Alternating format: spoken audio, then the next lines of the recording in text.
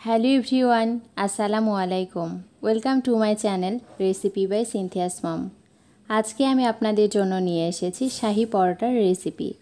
আমরা সচরাচর যে পরোটা খেয়ে থাকি সেই পরোটা থেকে এই পরোটার স্বাদ একটু ভিন্ন হয়ে থাকে।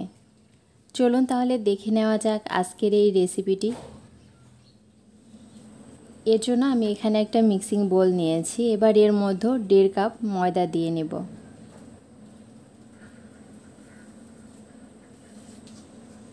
এবার এর মধ্যে 1 টেবিল চামচ চিনি দিয়ে নিলাম, 1/4 চা চামচের মতো লবণ দিয়ে নিলাম, 1 টেবিল চামচ তেল দিয়ে নিলাম। এবার শুকনো উপকরণ ভালো মতো একটু মিক্সড করে নিব।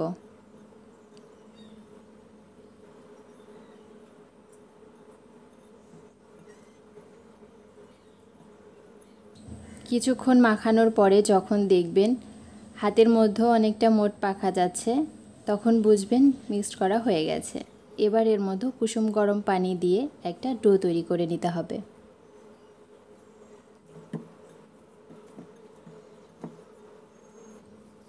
এবার এর মধ্যে আমি আরও 1 টেবিল চামচের মতো তেল দিয়ে একটু মথে নিচ্ছি।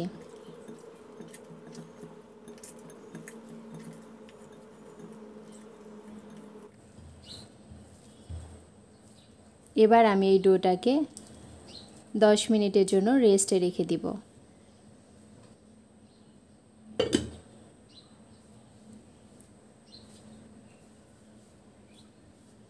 ফিরে আসলাম 10 মিনিট পরে।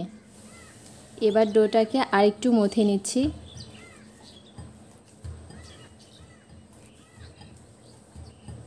এবার এই ডোটা থেকে লেচি কেটে নিব। আমি এখান থেকে 3টা পরোটা বানাবো, এজন্য আমি 3টা লেচি কেটে নিব।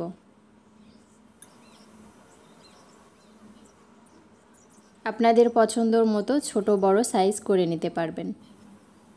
এবার আমি এটা এক সাইডে রেখে এখানে একটা পিড়ে নিয়েছি। এবার এর মধ্যে কিছুটা ময়দা ছিটিয়ে নিলাম। এবার আমি লেচিটা গোল করে নিচ্ছি।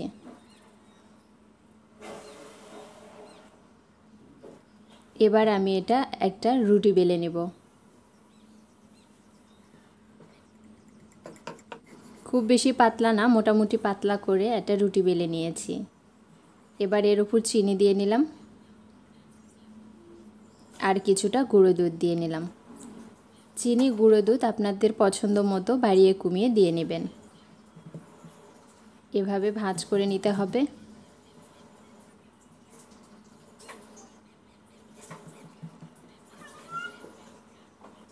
এবার আমি বেলে নেব।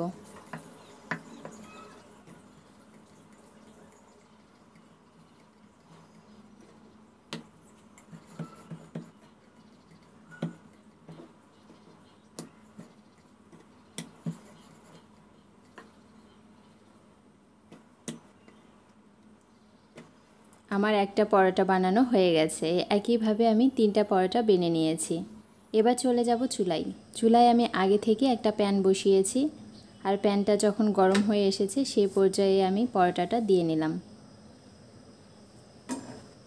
কিছুক্ষণ হয়ে আসা পরে আমি এটা পল্টে নিচ্ছি।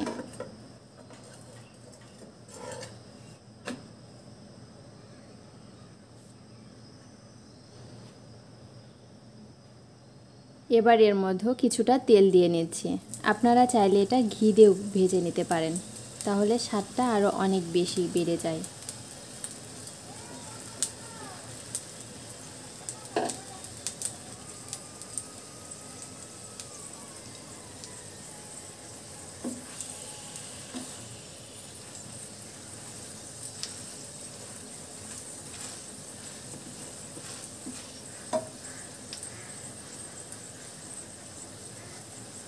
এবার আমি সময় নিয়ে পরোটাটা ভালো মতো ভেজে নেব। আবার একটু পল্টে নিচ্ছি। আর এই পরোটাটা অনেক বেশি ফুলকো হয়। দেখতে পাচ্ছেন অনেকটা ফুলে উঠেছে।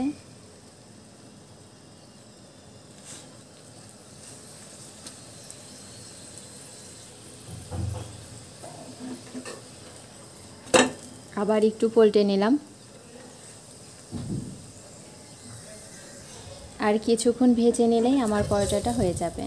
আমার পরোটাটা হয়ে গেছে, এবার আমি উঠিয়ে নিচ্ছি। এখানে একটা প্লেট নিয়েছি, প্লেটে উঠিয়ে নিলাম। আর একইভাবে আমি 3টা পরোটাই ভেজে নেব। আমার 3টা পরোটাই ভেজে নেওয়া হয়ে গেছে। আর এরই সাথেই তৈরি হয়ে গেল আমার অসম্ভব মজার শাহি পরোটার রেসিপি। আমার আজকের রেসিপিটি ভালো লাগলে অবশ্যই একটা লাইক দিবেন, কমেন্ট করবেন এবং শেয়ার করবেন। সাথে আমার চ্যানেলটি সাবস্ক্রাইব করবেন, পাশে থাকা বেল আইকনটি বাজিয়ে দিবেন। আজকে এই পর্যন্তই। সবাই ভালো থাকবেন, সুস্থ থাকবেন। আল্লাহ হাফেজ।